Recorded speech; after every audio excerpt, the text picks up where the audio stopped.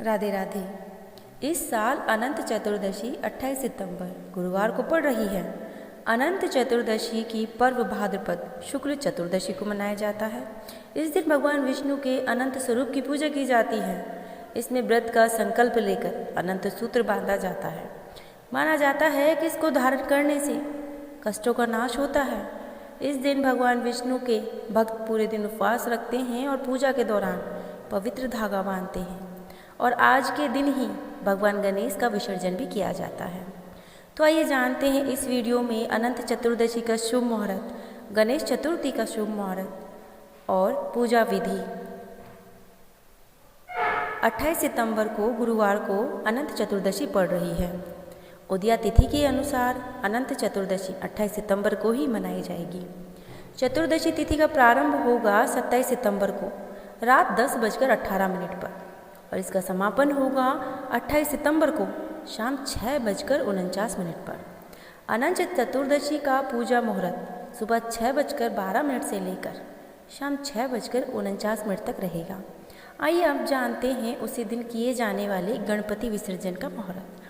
अनंत चतुर्दशी के दिन गणेश जी का विसर्जन किया जाता है।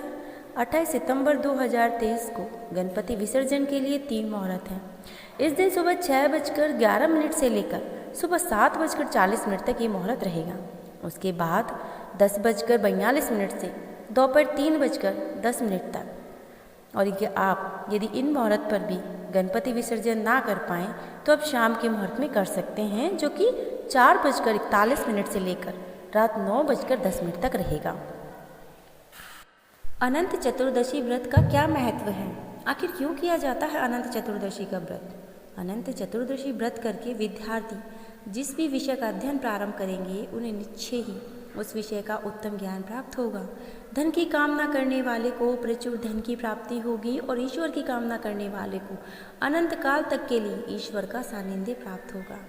भुक्ति और मुक्ति दोनों प्राप्त करने का उत्तम साधन है। अनंत चतुर्दशी व्रत विशेष लाभ प्राप्त करने के लिए 14 वर्षों तक अखंड व्रत करना जरूरी है। आइए जानते हैं अब अनंत चतुर्दशी की पूजा विधि को। अनंत चतुर्दशी पर परिवार इस पूजा विधि को श्रद्धा और विश्वास के साथ करना चाहिए। अनंत चतुर्दशी के दिन से पहले पूजा सामग्री तैयार रखी जाती है। अनंत चौदस पर भक्त एक लकड़ी के तख्ते पर कुमकुम या सिंदूर से 14 लंबे तिलक बनाते हैं और 14 तिलकों पर 14 पूरियाँ और 14 मालपुए रखते हैं। इसके बाद परिवार के सदस्य पंचामृत बनाने की विधि है। दूध, दही, गुड़, शहद, घी का मिश्रण होता है। इसे कटोरा भर लेते हैं और इसे लकड़ी के तख्ते पर रख देते हैं। अनंत चतुर्दशी पूजा विधि में यह मिश्रण दूध के दिव्य महासागर क्षीर सागर को दर्शाता है। फिर वे 14 गांठों वाले धागा लेते हैं, जिसका अर्थ है भगवान अनंत एक ककड़ी पर बांधा जाता है, जिसे पंचामृत दूध के सागर में 5 बार घुमाया जाता है। यह धागा रक्षा सूत्र या रक्षा सूत्र की तरह ही होता है, जो हमारी अनिष्टों से रक्षा करता है। अनंत चौदस को पूरा करने के बाद पुरुष इस अनंत धागे को अपने दाहिने बाह के आस्तीन के नीचे बांधते हैं और महिलाएं अपनी बाईं आंत पर बांधती हैं। अनंत धागे को 14 दिन की अवधि तक पहना जाता है और इस धागे को फिर हटा दिया जाता है। महिलाएं अनंत व्रत रखती हैं। चतुर्दशी व्रत परिवार के सदस्यों के अच्छे स्वास्थ्य और कल्याण के लिए रखा जाता है। पुरुष धन और समृद्धि के लिए अनंत व्रत रखते हैं। एक बार शुरू करने के बाद भक्त 14 वर्षों तक अनंत व्रत रखते हैं। अनंत चतुर्दशी व्रत कथा में 14 वर्षों की अवधि की व्याख्या मिलती है। अनंत चतुर्दशी पर क्या करें? अनंत चौदस पर 2 त्योहार पड़ते हैं। मुख्य अनुष्ठान अनंत धर्म नामक पवित्र धागा बांधना है। यह वास्तव में 14 धागों का एक सूती बैंड होता है और धागे के बैंड में विशिष्ट स्थानों पर 14 गांठें होती हैं। महिलाएं अपने बाएं हाथ पर और पुरुष अपने दाहिने हाथ पर अनंत धर्म बांधते हैं। 14 गांठों को मानव शरीर की 14 ग्रंथियां कहा जाता है। इस दिन शुभ दिन पर अनंत पूजा के बाद भक्त धर्म को बांध देते हैं। यह भगवान विष्णु की ऊर्जा को आकर्षित करता है। अनंत व्रत का पालन पूरे दिन सुबह से शाम तक व्रत विधि का पालन करके किया जाता है। यदि संभव हो सके तो एक समय फलाहार किया जा सकता है।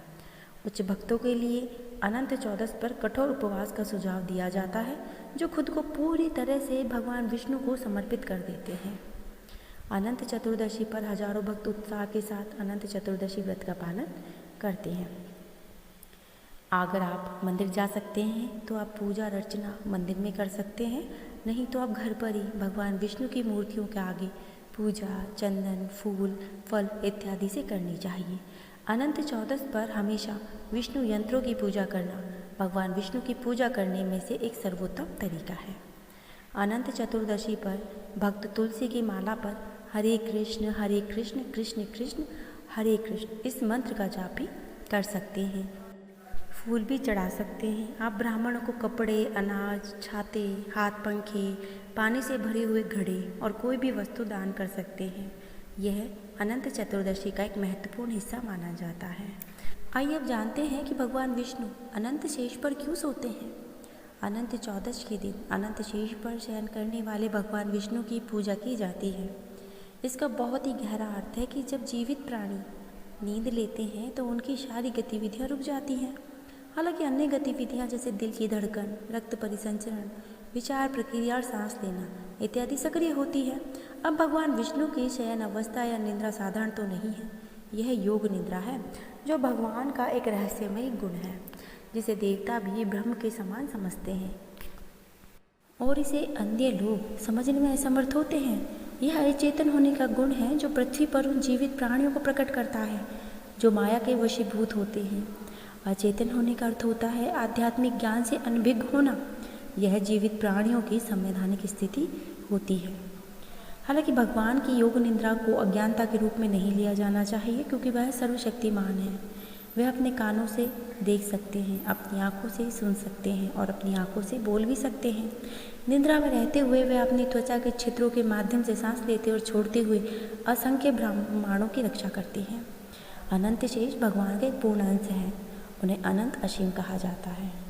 उनका प्राथमिक काम भगवान को व्यक्तिगत सेवा प्रदान करना होता है, जो उनके शरीर पर विश्राम करते हैं।